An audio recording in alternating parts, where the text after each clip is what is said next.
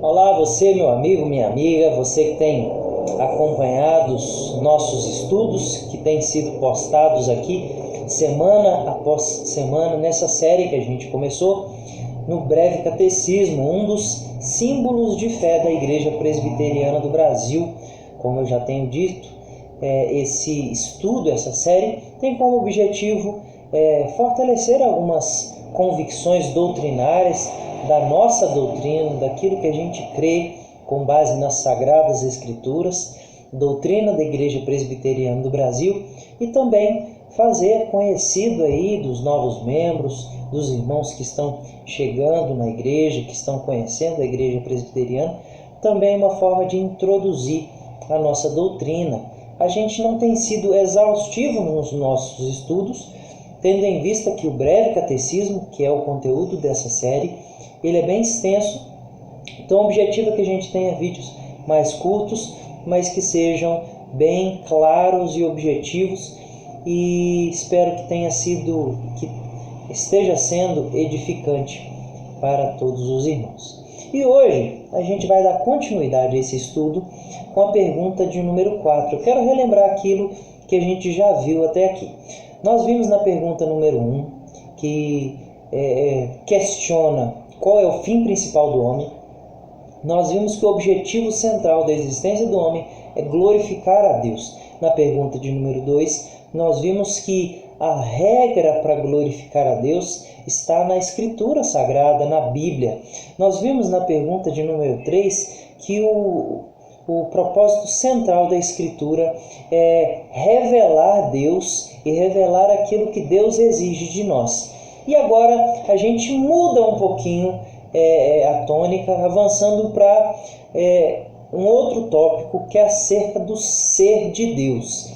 E a quarta pergunta, ela é bem curtinha, mas a resposta dela talvez seja a maior e que aqui é bem resumida, né? No Breve Catecismo ela é bem resumida, mas olha, a gente poderia passar aqui bons anos só respondendo essa pergunta. E a pergunta é: quem é Deus?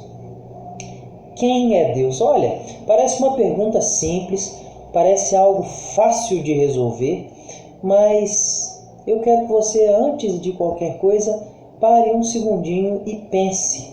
Se alguém perguntasse para você hoje, agora, se o seu filho lhe perguntasse: quem é Deus?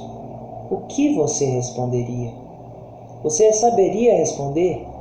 A gente que está à frente da igreja, os pastores, a liderança, via de regra a gente encontra com pessoas que querem professar a sua fé, que querem fazer parte da igreja, e uma das perguntas que comumente a gente faz é justamente essa: quem é Deus?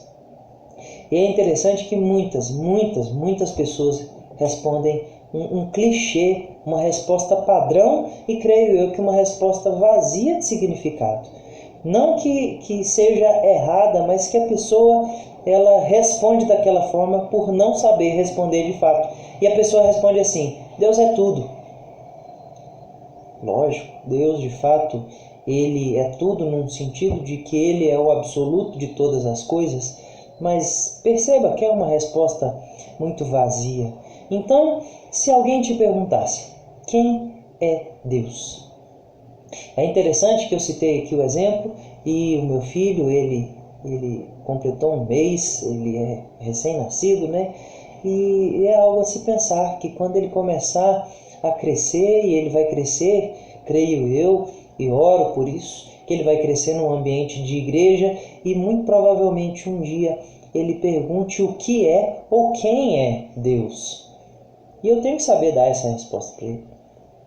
E o Breve Catecismo, ele responde, e aqui eu vou fazer um pouco de crítica, mas me entenda.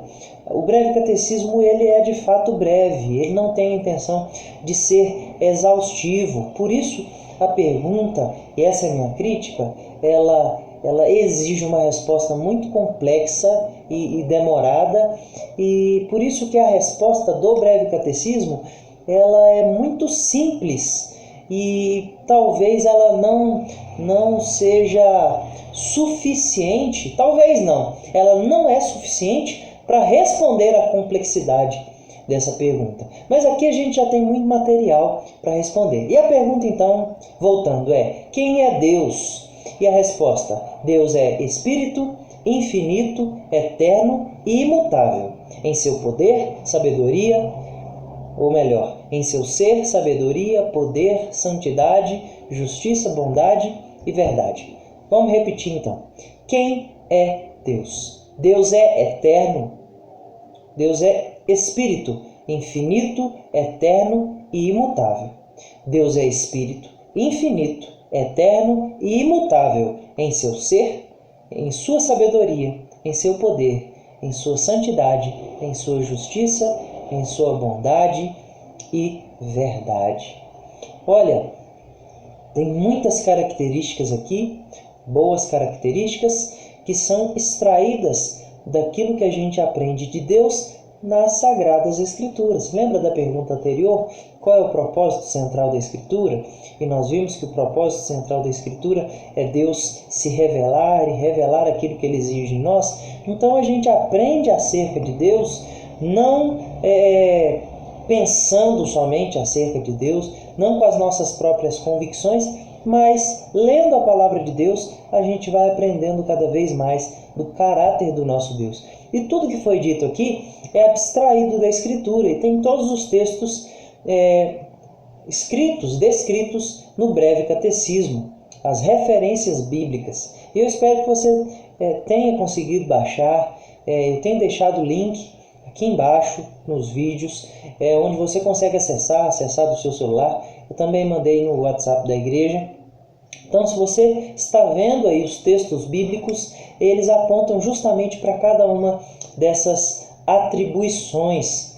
E eu quero gastar um tempinho aqui vendo esses textos. Primeiro, Deus é Espírito. Lá em João 4, verso 24, diz assim: Deus é Espírito e importa que seus adoradores o adorem em espírito e em verdade. Presta atenção, só que a gente poderia gastar um bom tempo, porque se Deus é Espírito, se torna vão, e de fato é vão, qualquer tentativa de materializar Deus ou de representar Deus. É por isso que lá no Antigo Testamento, lá em Êxodo, no capítulo 20, quando Deus profere os 10 mandamentos, Ele proíbe que se faça imagens de escultura, que tentem reproduzi-lo através de uma escultura, através de uma imagem, através de algo feito por mãos humanas. Sabe por quê? Porque isso é impossível. Nós jamais conseguiríamos reproduzir a Deus na sua grandeza, na sua beleza, na sua majestade, na sua infinitude, até porque Deus é Espírito. Deus é Espírito.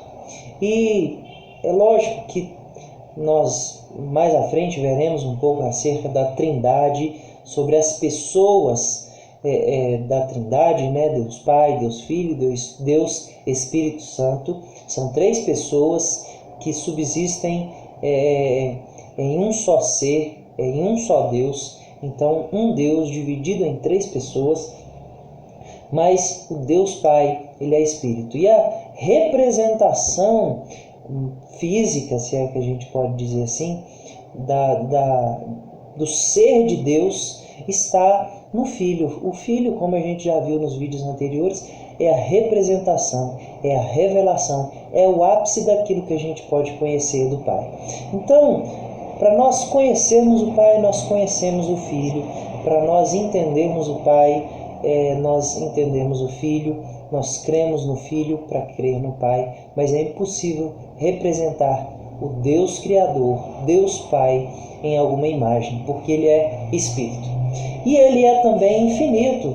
Outra questão, Ele é infinito. Então, justamente por isso, por Ele ser Espírito e infinito, como nós podemos reproduzir algo infinito? É impossível. E tem como referência o texto de Êxodo 3,14, que diz: eu sou o que sou. Deus não é limitado, Ele não era e Ele não será, Ele é.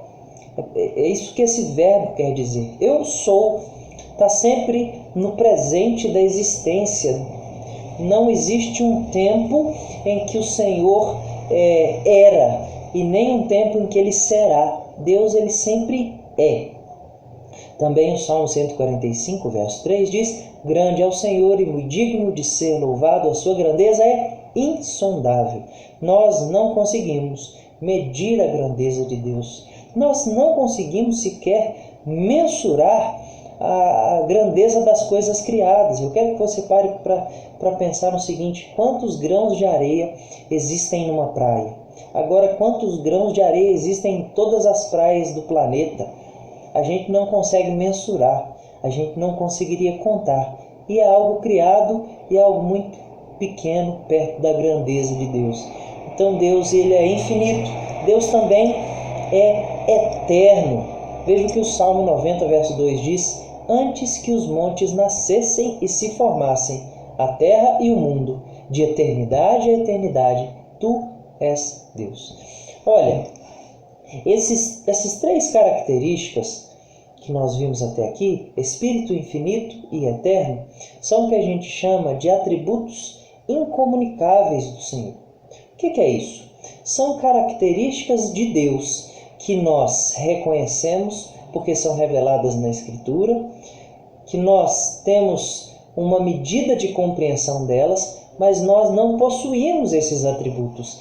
Esses atributos não foram comunicados a nós. Então nós não somos infinitos, nós não somos eternos, no sentido de que nós um dia passamos a existir. Nós fomos criados na história, no tempo. Deus não. Deus sempre existiu. Deus é de eternidade a eternidade. E por que são coisas difíceis de nós compreendermos? Porque são incomunicáveis. Nós não conhecemos nada nessa terra que não foi criado. Nós fomos condicionados ao tempo, então tudo para a gente tem um começo, meio e fim. E Deus não é assim. Deus não teve começo, Deus não tem meio e Deus não terá fim. E é por isso que é difícil para a gente compreender, às vezes, a dinâmica da eternidade. Mas esse é o conceito de eternidade, algo atemporal, algo que sempre existiu. E agora segue, ainda dentro da resposta, alguns dos atributos comunicáveis do Senhor, ou seja, que nós, em certa medida, como seres humanos criados à imagem e semelhança do nosso Criador, nós reproduzimos esses atributos do Senhor. Primeiro deles, então Deus, Ele é infinito e Ele é eterno. E Ele é infinito em bondade. Lá em Tiago 1,17 diz: toda boa dádiva e todo dom perfeito são lá do alto, descendo do Pai das luzes, em quem não pode existir variação ou sombra de mudança. Então, aqui também está falando acerca da imutabilidade de Deus. Deus nunca muda. Isso é interessante, porque também é um atributo incomunicável que eu pulei aqui. Deus, Ele é imutável. Deus, Ele não muda.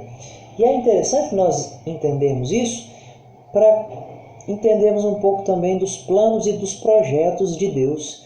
Deus, Ele não começa um plano e Ele vai ajustando esse plano de acordo com os acontecimentos. Não.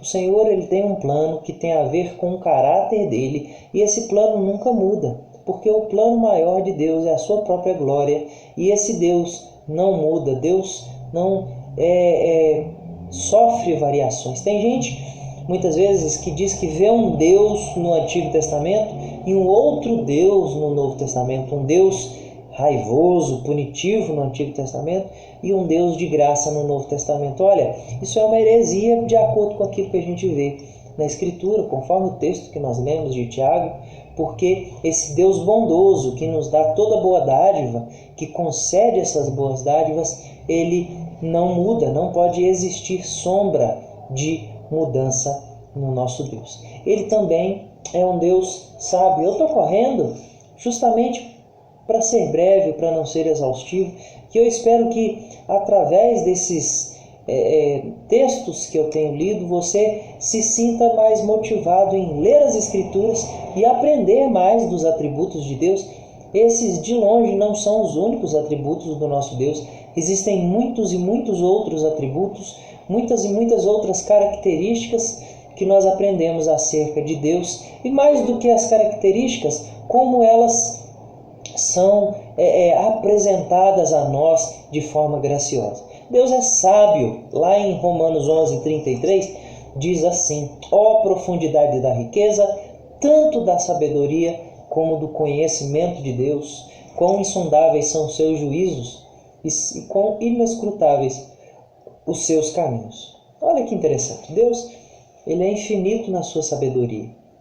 Nós estamos vivendo um período muito delicado, muito difícil, e é até certo ponto natural nós questionarmos a Deus, porque, por exemplo, as igrejas ficaram fechadas por muito tempo e muitas ainda estão fechadas, e a impressão que dá é que é um plano meio catastrófico, meio falho do Senhor, tendo em vista que Ele tem controle de todas as coisas. Como Ele pode deixar? A igreja está enfraquecendo. Mas não, nós devemos crer que Deus é sábio e tudo que Ele faz tem um propósito e vai ser executado da melhor forma possível. Deus, Ele é infinito em sua sabedoria, Ele é infinito